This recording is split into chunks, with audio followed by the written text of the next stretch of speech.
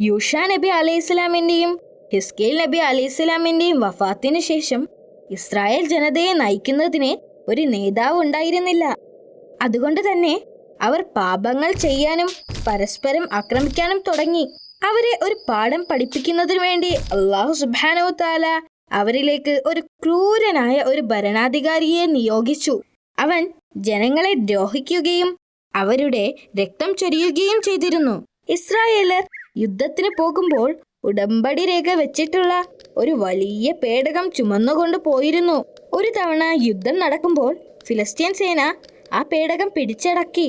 അവർക്ക് ആ പേടകം നഷ്ടമായപ്പോൾ യുദ്ധഭൂമിയിൽ നിന്നും അവർ ജീവനും കൊണ്ട് ഓടി രക്ഷപ്പെട്ടു. സംഭവിച്ചത് എന്താണെന്ന് രാജാവ് അറിഞ്ഞപ്പോൾ അദ്ദേഹത്തിന് ഹൃദയാഘാതം സംഭവിക്കുകയും ഉടനെ തന്നെ മരിക്കുകയും ചെയ്തു. ഇസ്രായേലിയർക്ക് അവരുടെ രാജാവിനെ നഷ്ടപ്പെട്ടു. ഇടയനില്ലാത്ത ആട്ടിൻപറ്റങ്ങളുടെ അവസ്ഥയായിരുന്നു അവർക്കിപ്പോൾ. സർവശക്തനായ അല്ലാഹു അവരിലേക്ക് ഷമ്മീൽ എന്ന പേരുള്ള പ്രവാചകനെ അയച്ചു. അവരിൽ നിന്ന് ശക്തനായ ഒരു നേതാവിനെ തിരഞ്ഞെടുക്കാൻ ജനങ്ങൾ പ്രവാചകനോട് ആവശ്യപ്പെട്ടു. അവർക്ക് ഫിലിസ്തീൻ സൈന്യവുമായി യുദ്ധം ചെയ്ത് നിയമപേടകം തിരിച്ചെടുക്കണമായിരുന്നു. പ്രവാചകന് അവരുടെ ബലഹീനത അറിയാമായിരുന്നു. യുദ്ധത്തിന്റെ സമയമെത്തുമ്പോൾ നിങ്ങൾ എന്നെ നിരസിക്കുമെന്ന് ഞാൻ ഭയപ്പെടുന്നു, അദ്ദേഹം പറഞ്ഞു. എത്ര ബുദ്ധിമുട്ട് സഹിച്ചാലും അള്ളാഹുവിന്റെ മാർഗത്തിൽ യുദ്ധം ചെയ്യാൻ ഞങ്ങൾ തയ്യാറാണെന്ന് ജനങ്ങൾ പ്രവാചകനോട് ഉറപ്പുകൊടുത്തു.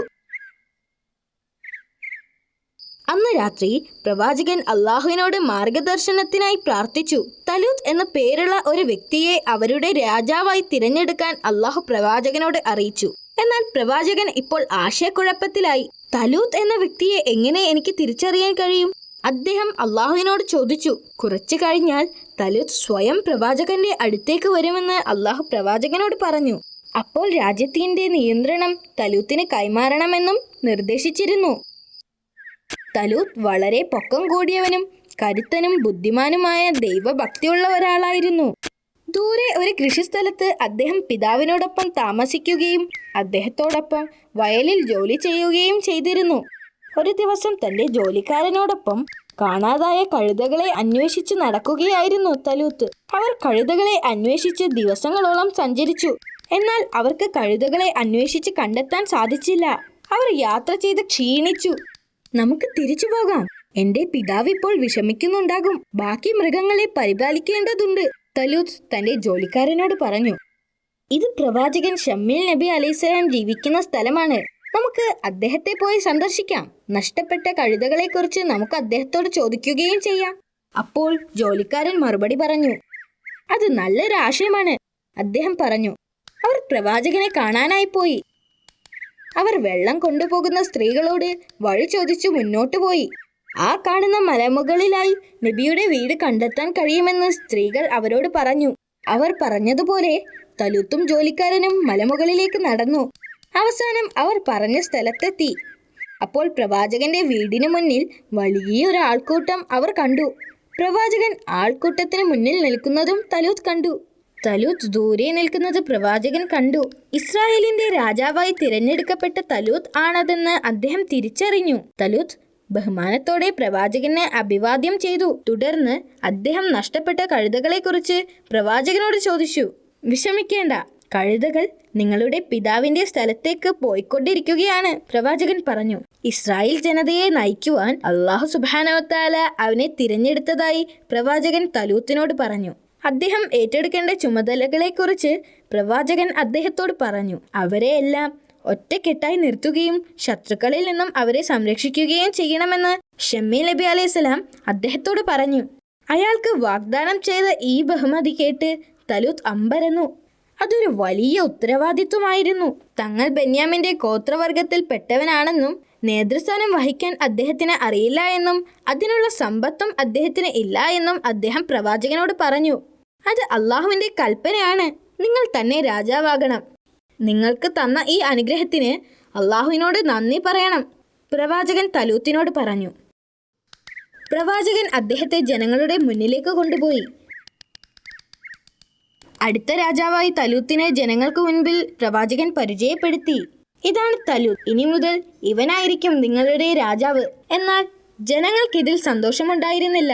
അവൻ ബെന്യാമിൻ ഗോത്രത്തിൽ നിന്നാണ് എന്ന് ആളുകൾ വിളിച്ചു പറഞ്ഞു. അവൻ ജനിച്ചത് സമ്പന്നനായിട്ടല്ല എന്ന് മറ്റൊരാൾ വിളിച്ചു പറഞ്ഞു. അവനൊരു സമ്പത്തുമില്ല, അവൻ എങ്ങനെ നമ്മുടെ രാജാവാകും?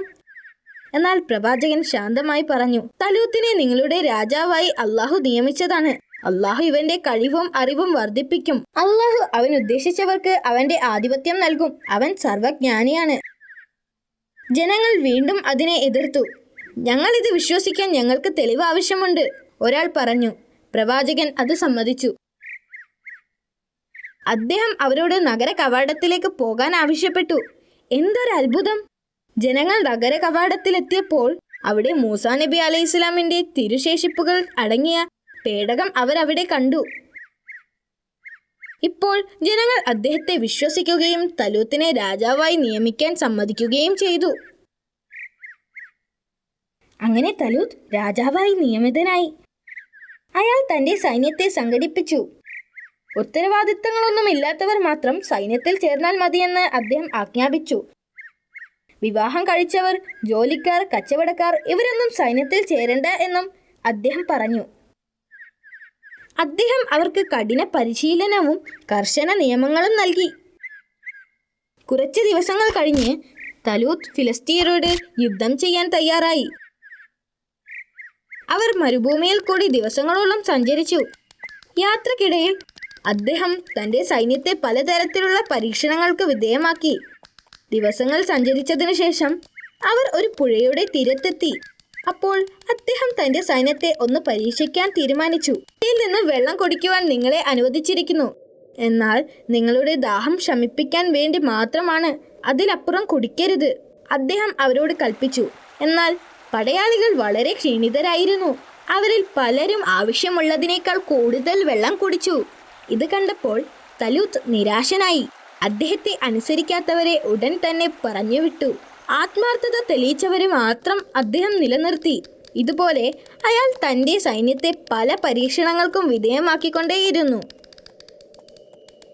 അവർ ഫിലിസ്തീനിലെ സൈന്യവുമായി മുഖാമുഖം വന്നപ്പോൾ 30 പടയാളികൾ മാത്രമേ ബാക്കിയുണ്ടായിരുന്നുള്ളൂ. ശത്രു സൈന്യത്തെ നയിച്ചിരുന്നത് ഫിലിസ്തീനിൽ നിന്നുള്ള യുദ്ധവീരനായ ഗോലിയാത്തായിരുന്നു. അയാൾ വലിയ ശക്തനും ഭീമാകാരനുമായിരുന്നു. ഇത്രയും വലിയ സൈന്യത്തെ കണ്ട ഉടനെ തന്നെ തലൂത്തിന്റെ സൈന്യത്തിൽ നിന്നും കുറേ പേർ ഓടിപ്പോയി.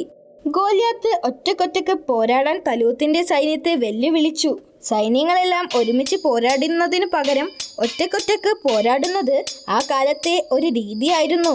തലൂത്തിന്റെ സൈന്യത്തിൽ നിന്നും ഒരാൾ പോലും സ്വയം മുന്നോട്ട് വന്നില്ല. ഇതിൽ വിഷമിതനായ തലൂത്ത് ഗോലിയാത്തിനോട്, ഒറ്റയ്ക്ക് പോരാടുന്ന ആൾക്ക് ഞാൻ എൻ്റെ മകളെ വിവാഹം കഴിച്ചു കൊടുക്കുന്നതാണെന്ന് അറിയിച്ചു. അപ്പോഴാണ് അവരുടെ കൂട്ടത്തിൽ നിന്നും തീരെ ചെറിയ ഒരു യുവാവ് മുന്നോട്ട് വന്നത്. ഗോലിയാത്തിനോട് പോരാടാൻ തയ്യാറാണെന്ന് അറിയിച്ചു. ആ യുവാവിൻ്റെ ധൈര്യത്തിൽ രാജാവിന് സന്തോഷം തോന്നി. ഈ ചെറിയ ബാലൻ എങ്ങനെ ഭീമാകാരനായ ഗോലിയാത്തിനെ നേരിടും? ആ യുവാവിൻ്റെ ആത്മധൈര്യവും ദൃഢവിശ്വാസവും കണ്ടപ്പോൾ രാജാവ് അവനെ ശത്രുവിനെ നേരിടാനുള്ള ഒരു അനുവാദം നൽകി. ആ ബാലൻ മറ്റാരുമായിരുന്നില്ല, പ്രവാചകൻ ദാവൂദ് നബി അലൈഹിസ്സലാം ആയിരുന്നു. അത് അല്ലാഹു സുബ്ഹാനഹു തആലയുടെ സഹായത്തോടെ ഭീമാകാരനായ ഗോലിയാത്തിനെ ദാവൂദ് നബി അലൈഹിസ്സലാം പരാജയപ്പെടുത്തി.